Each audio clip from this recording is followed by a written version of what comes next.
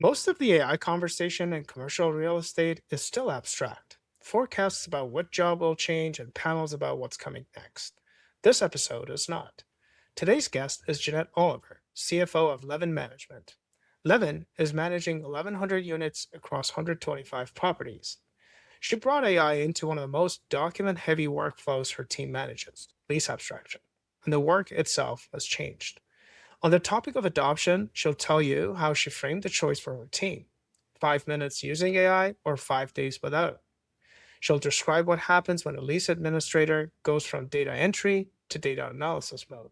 And she'll share the framework she recommends to other CFOs before they touch a single AI tool. I'm Merritt Kramlu, Director of Product Growth at Klarna, and this is the Pragmatic AI Podcast.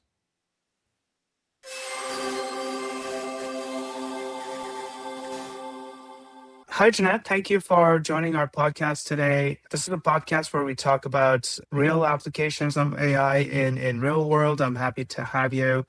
Um, Jeanette, you're the CFO at Levin Management. Give us a quick background on the company, what you do there, and a little bit of background about yourself for our audience. Thank you for the invitation to join. Really excited about being a part of this. So, Jeanette Oliver, I've been in real estate for over 20 plus years, worked for some really large firms, most notably Silverstein Properties, which runs the World Trade Center, very commercial and residential heavy, worked for Forest City Ratner, Mhm. also very commercial, residential, and retail focused. 32 business units across the firm, 5,000 employee firm historically. And my most recent role is at Levin Management. Levin Management, although smaller in size, much grander in tenancy. So we Mhm. have about 1,100 tenants across our portfolio. We have about 125 properties across our portfolio. So it is definitely a volume game here at Levin, mostly retail, which complicates the leasing end of it because retail is unlike office, it turns over much more frequently. Leases are typically 1 to 5 or 10 years, when an office, kind of like a Silverstein, you get 30-year leases, tenants kind of stay and it's a whole.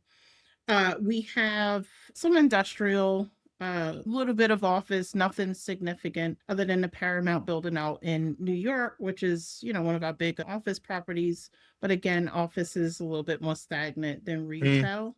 So that kind of sums up a little bit about Levin. I think this particular firm is the most beneficial, I think, for a product like Colina. And in terms of this is very interesting. I actually haven't thought about that until you said it. That hey, retail like office versus retail, there's a lot more turnover at retail, and that makes sense.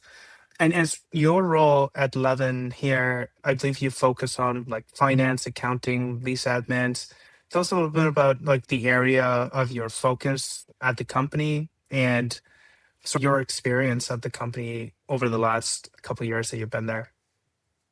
Right now, I have a team of 25 people. I oversee the lease administration team, which is probably the largest part of our team because we do have a significant amount of leases. I oversee the accounting team, which with residential, not so much, but retail and office, the accounting team highly integrates with what is coming off of the lease because it drives everything in accounting. It Right. drives CAM, it drives a lot of different functions within the accounting team. So, And this last kind of year and a half has really been kind of revisualizing how Levin functions and how to bring it up to speed with where the rest of the world is today.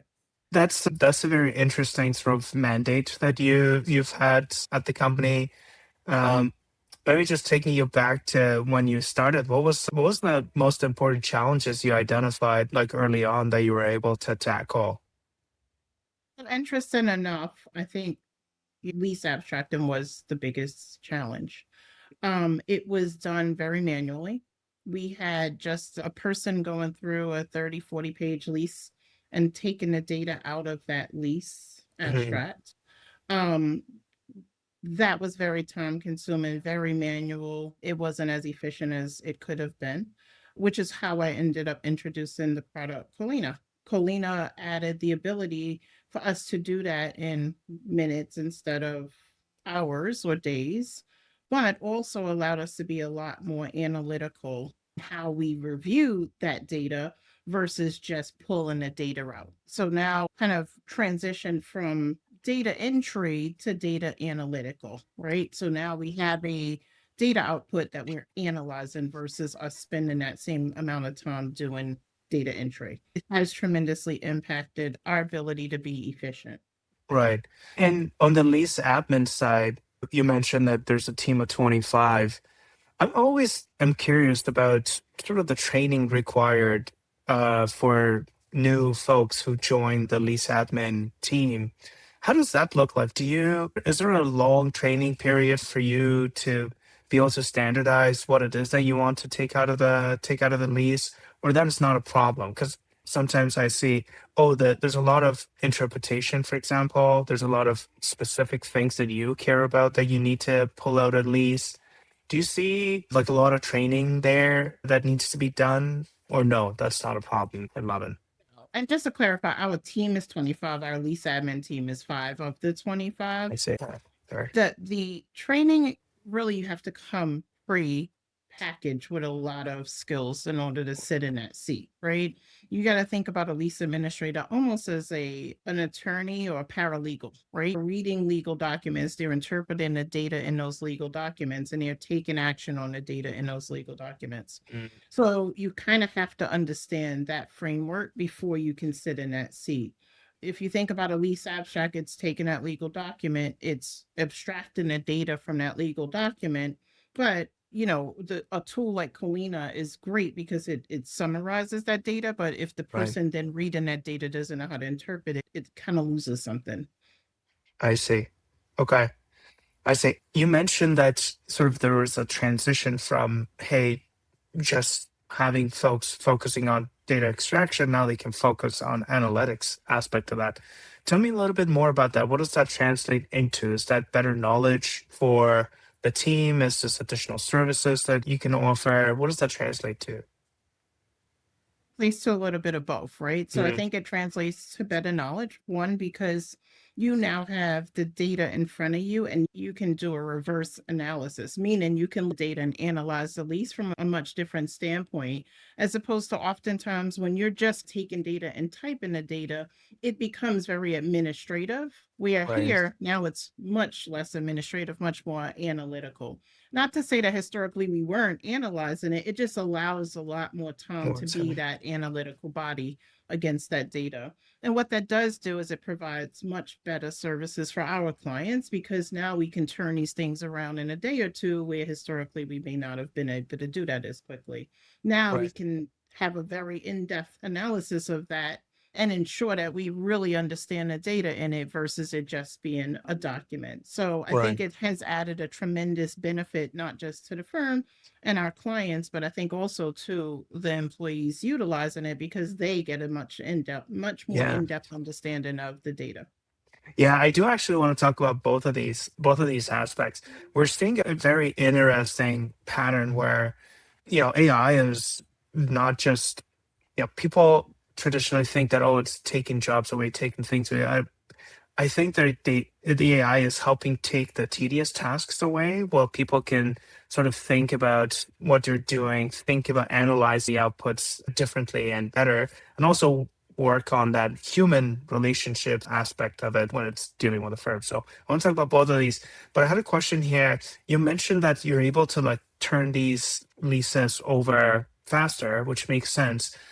Is that why is that important? What does that do in terms of, hey, what if it takes an hour versus 3 days? What does that do for what you guys do for the customers, for your customers? Why is that something they care about? Right, and the best way to respond to that is the oldest tradition in the world. Time is money, right? Mm.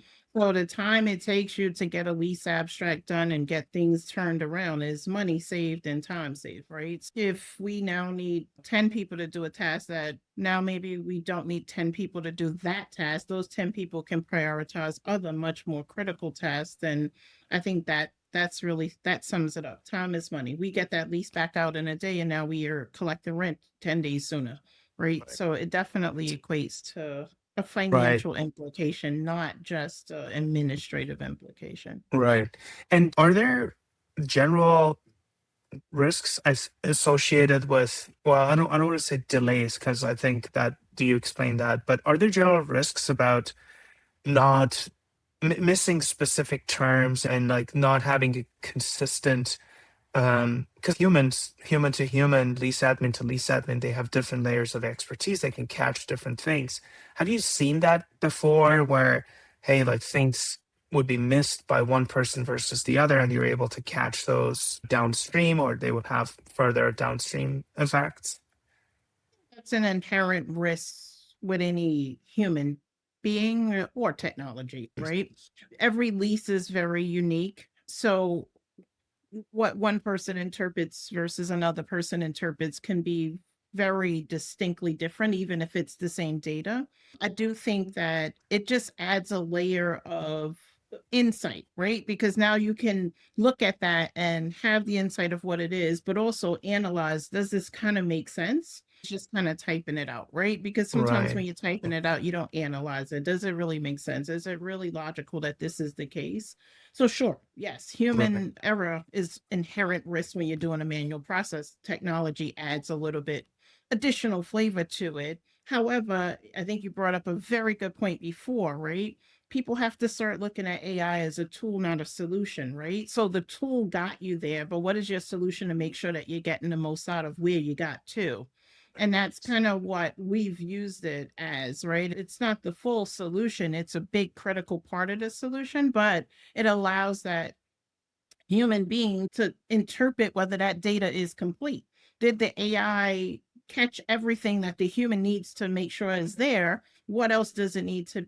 What else needs to be added into it? And you've seen, maybe Pam has seen that over the course of the months that we've used this, because hey, we'll be like, hey, we just realized there's something else that we can utilize right, this tool to pull into so that we can actually have that data, because that data is also useful. So we've also built upon it, right? It right. allowed us to think about what maybe wasn't necessarily just missed because of human, but hey, what else would actually make sense that we can have the tool pull in?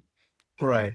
Yeah, I noticed that you have very good feedback and improvement sessions to the agent, which again shows that people are thinking about this tool just the way it is. You know, a tool and its capabilities is just giving you ideas to iterate on the type of output that you want to see to basically best match to your latest learnings of whatever that process it is that you're trying to optimize.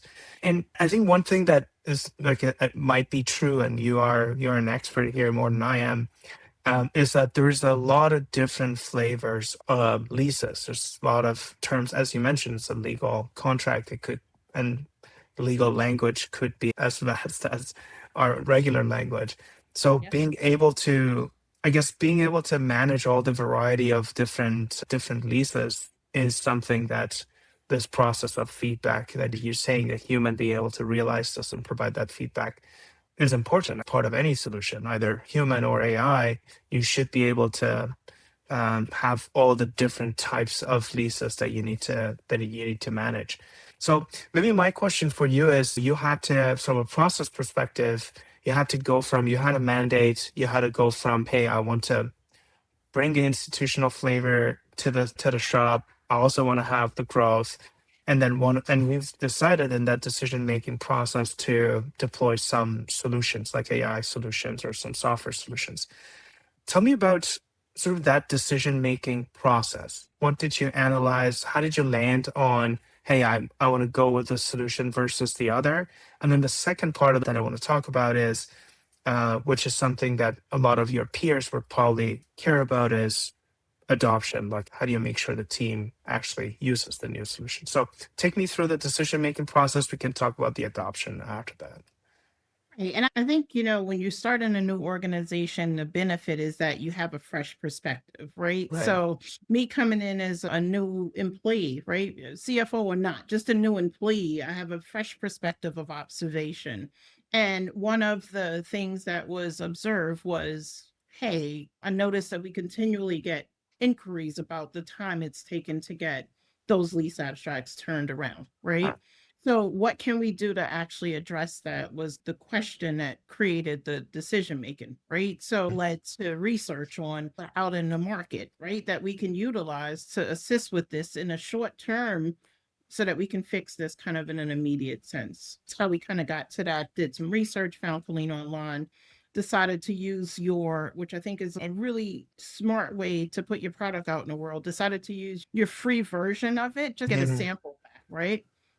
And although that sample wasn't 100% Right, tied to who we were, it did give us the visibility of what that potential looks like, right? right, And to answer the second part of your question, that output is actually what kind of encouraged adoption, right? Because it's like, hey, look, this is what we can get without even tailoring it to ourselves.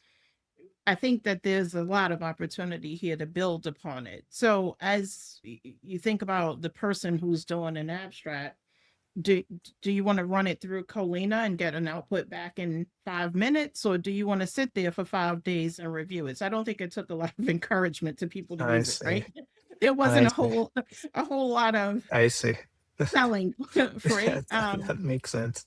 It sold itself in that sense, right? Yeah, It was really, and then, like I said, the ability to build upon it, right? Using the knowledge we have as well as the insight to say, hey, let's build upon it. I've actually utilized Colina for things beyond lease abstracts, right? It for abstracts of management agreements. I've utilized it for abstracts of LOIs. I'm exploring using that data to also create ratios in Excel so that I can get financial metrics and make decisions quickly. I've right, also I would love to utilize it for loan agreements, right? Because we also get these loan agreements that have very specific compliance requirements that it would be great to just have a summary of those compliance requirements without having to dig through the 150-page loan agreement. So I think right, it really depends on each individual CFO right. or financial head of finance how they want to integrate it. But again, the way I see it is it's a tool that'll get me 80% there in most cases that I don't have today. Right. Yeah. No, that's very good. That you basically, I think it's kudos to you and your team for taking that publicly available free version output as what it was, as an indication of what's possible, and then taking that leap to get to then understanding that, hey, this is not even customized. Like we can make this into what we want to do, which I think just shows that yourself and the team have a good understanding of what technologies can do. Because we've seen some scenarios where they see the output and they're like, okay, like I'm getting something slightly better from my third party provider. So I'm not going to go ahead, but folks need to realize that this is highly customizable. And as you mentioned, like being able to look at different agreement type, different document type, different output types. I'm sure you do a lot of like financial analysis. Maybe do you? I'm not sure if you do like T12s, rent roll analysis, like putting financial models together. There's a lot of things that can be done there, and it's awesome that you're thinking about those as well. Yep. Okay, sweet. So let me talk about through this journey. So we talked about this journey. You started with a mandate to make some changes. You identified the problem through feedback that you heard. You went and did research, you deployed a solution. We talked about the adoption and how like that part was easy. Take me through the results, like what that has meant for your team, maybe on the lease admin side or other team in terms of, their, I want to say it starts with their happiness in their roles, given that there's a technology that they have in there, but also in their output and the metrics that you care about when you want to measure success, for example, for a team. Tell me about those outcomes. So I would say just specifically about the team itself, I think anytime you provide a tool to a manual process, you provide a quality of life, right? You are saying to your employees, we hear you, we care about how you do your work, not just that you do your work. And I think that message was widely Right. heard, widely received, right? And that is what I think also encouraged the adoption of it, right? So it's kind of like, hey, this is not a replacement of you, to your earlier point, right? This is a tool for you to do your job better. And I think Right. that was heard. I think that was widely heard, and I think it's very much appreciated. And I think the team is tremendously happy. I think the ongoing use of Colina in terms of revisualizing it is not just from myself, it's also from the team saying, hey, this is, can we do this? Can we do that? Right. I think the continuation of education with Pam and the rest of your team has also been tremendous. It drives thought, right? It drives, hey, what else can we do? Right. Hey, this we all can also can do X, to your point. So I think it's been a positive all around. Yeah. And in terms of what your team can do now that they couldn't do before, do you see like a larger volume? Do you see, I mean, you talked about faster turnaround, but did that mean that now you can handle more volume? And yeah, take me through what are the top level metrics that you see having changed there, if you have? So I think what if I had to pick one area that it had the biggest impact in that capacity really is on acquisitions, right? If we have a client that has an acquisition, part of the diligence process of acquisition is reviewing that lease to make Right. sure that that lease has all of the terms everyone wants. There's no major expenditure in there that the landlord has to put out, something that is going to make that acquisition not make sense for either our client or ourselves. That made that process, go from a very lengthy to a very short process. Now, again, it didn't replace the thought that was put into it or the oversight or the review. It just allowed us to get to the data immediately Right. to allow the time for the analytics, where historically an acquisition review may not happen that quickly. Now it can. So if we had two acquisitions happening at the same time with a team of 5, that would not be feasible. Now it is feasible. We can review it, we can spend the time to review it. So I would say that's where the biggest impact was in terms of how we move forward. Obviously, on a day to day, it has an impact just because of that lease turnaround that we talked about. Right. But if I had to choose the biggest, it would be when you're abstracting an entire property that has 30 tenants one time versus that one lease that comes through. And acquisitions in general are a bit more time sensitive as well when you need to do the due diligence aspect of that. So I could see the value there shining more Yes. than in other places. Has there been cases like in the acquisition process? Basically, I want to get a sense of what we think is the current limitation of AI solutions out there. Has there been cases where you're like, okay, good, but not good enough, with sort of AI being able to really understand what's going on in a lease with respect to risk management on an acquisition side, or quote like requirement checklist on an acquisition side? Have you recently or generally have been exposed to cases where you're like, okay, there's room for improvement with this AI thing. It's not going to take us take our job anytime soon, kind of thing. Think, I just go back to that sentiment of tool, not solution, right?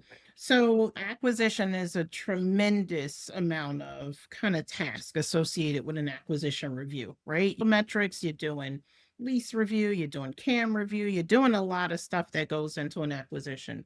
With a tool like Colina, I think it takes away the biggest piece of that, which is reviewing every single lease. Not takes Right. away, but it minimizes how much effort is needed to go into that lease component of it. I don't think Mhm. it's going to necessarily affect the full breadth of everything from an acquisition. And I don't know that there's a tool on the market that would, because if you're doing an acquisition, you don't want a tool to do all of your analytics. You want to make sure that you're really digging in and understanding what is happening with that acquisition. What do those tenants feel like, right? There's soft processes and hard processes. You got to Right. interview tenants, you got to do a lot of things. However, I do think the biggest piece of an acquisition when you're doing a real estate acquisition, leases. You need to know your CAM, because now you need to calculate what those expenses are and what the CAM looks like. That data is now summarized for you by a tool, an AI tool. You need to understand the clauses that landlords have to put out money when it comes to changing roofs or whatever their responsibility is for landlord. That is now summarized for you in a very short term. We recently did an acquisition. We were able to put together a chart of all of the landlord expenditures in a very quick time. So I do think that it adds great benefit. But again, it as a user, you have to know what the tool is doing for you. You have to make sure that the tool integrates into your processes in the best way possible for what you're doing. Right. I think you answered my sort of the question that I wanted to ask you, but I'm going to ask it anyways, just in case you want to add any more insights in there. To your like colleagues and peers across the industry who are not have not dipped their toes into the land of automation and process improvement and AI, what kind of advice do you have for them to basically to take them to remove some of the challenges that you had to deal with when it comes to decision making, adoption, rollout, seeing the result? What kind of advice do you have for them to get them, uh, prevent them from making the same mistakes, quote unquote, that you've made with this particular um, endeavor of again, selecting the right technology and then making the rollout and decisions there. I don't think we've made any mistakes. I think what we've made is just educated decisions, right? And I Right. think my best advice to anyone for any tool, especially when you're adding in something that is uncharted waters, is one, make sure you understand your need, right? What is your use case for the product before you just go dive into the product? Because if you don't really know what you want out of a product and you just add a product, you may be adding more challenge than solution. I think the second piece is know that it's a tool. How your tool is going to interact and integrate into your processes is very important, because if you think it's a one and done solution, what is the process around that one and done solution, right? It has to really Right. be a tool that you have to have an actual use for and an actual process around. And I think three, document your benefits, because there are a tremendous amount of benefits so that you can make sure that you're tapping into each of those benefits. It is the reason why with Colina, I've built upon some of the things that I've done, right? Because I've seen one benefit that can lead to a different benefit that can lead to a different benefit. So I think it's really research, understanding that it's a tool and how you're utilizing a tool, understanding your processes, procedures, and use case before you integrate the tool into your process, because it can diminish how great the tool is if you're not prepared for what you're using it for. That's great advice. And I think being on the receiving end of that, sometimes we see folks without clear objectives in terms of application of AI getting really frustrated with just the decision making process because they're like it was a mandate to adopt AI. It wasn't a mandate to improve a process, improve a flow, improve Right. it, like automate something, and that makes it hard for folks to Right. make decisions. So that's great advice. Um, having been gone through this sort of flow, being exposed to what AI can do in your field, where do you see the sort of the future of this new technology in the field that you're operating? What is you're most excited about? What is it that is something that you're least excited about in terms of the future of AI in your industry? So I think the thing that I'm most excited about with AI as a whole is I've seen how impactful it can be for efficiency, right? Mm. It adds a level of efficiency that allows employees to expand upon their role from a very doing administrative role to a very analytical, more impactful role. I think that's empowering to employees when they feel like they're making a greater impact than just an administrative impact. So I think Like, that's the best part about AI, because it takes away some of that administrative and you now feel like you're empowered to do things which are a little bit grander from a more analytical, understanding, insightful place. I think the thing that I'm most nervous about with AI is the term is thrown around so much, and you see so many things on the internet about the term AI and it's replacing and it's doing all of that, which makes me think that we're heading to a place that is not necessarily planned for, Right. You said it earlier, right? People just say, "Oh, we need to use AI," and what does that ultimately look like? What does that mean? We're just using a term because it sounds great, it's cool, it's the new in the market, but how does that really impact your business? And are we going to run into something that is not going to necessarily be a positive impact? So that's why my advice earlier was know what your tool is, know how you're using it, do some research, make sure that you're being very thoughtful in the application of it and not Right. just utilizing it because it's the newest thing on the market. So that's the only part that makes me a little bit nervous. Yeah, that's a very good point. If this tool is applied to incorrect solutions, it might have unintended consequences, um, which obviously are not desired. So it's good to have a clear head basically going into an application and looking at it as a tool. Yeah, this is great. Maybe my last question for you is, having gone through this exercise over the past 8 months or so, having AI applied to the flows, um, is that process going as expected? Do you now, 8 months in, for example, are you where you thought you'd be 8 months ago, or have you had like surprises along the way as you are interacting with like different AI tools throughout the past year? No, again, I think for myself, and I can only speak from my own experience, I didn't go into this blindly, and I am utilizing it as a tool.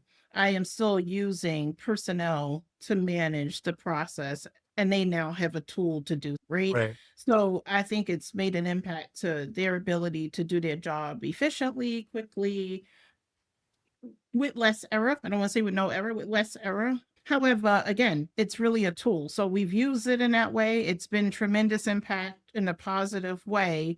But I don't think that 8 months ago to today, I would say there's been a negative downturn of the fact that we've had this product in place. I think it's been, steadily a positive impact to how we do our business on a daily basis. That's awesome. Well, that's great to hear. And thank you very much for your time, Jeanette. I appreciate it. I appreciate your insights. And I think our audience will also appreciate the tactical, great, tangible feedback on how to choose and adopt a technology and how to think about it. I think that's very valuable. Thank you very much. Thank you for having me. That was Jeanette Oliver from Levin Management. If you've been wondering whether AI can actually change the work, not just speed it up, Jeanette just showed you what going from 5 days to 5 minutes look like. Next time on the Pragmatic AI podcast, we're sitting down with Brian Murphy from Newberry Residential to talk about how a remote first multifamily operator is running a portfolio of production agents to process receipts, invoices, complete compliance tasks, and leasing operations. We'll go over the same question: what is actually working? If you got something out of this episode, share it with someone who's still on the fence about AI adoption. If you want to see what Kalina can do for your workflows, head to kalina.com. I'm Aaron Kramlu. Thanks for listening.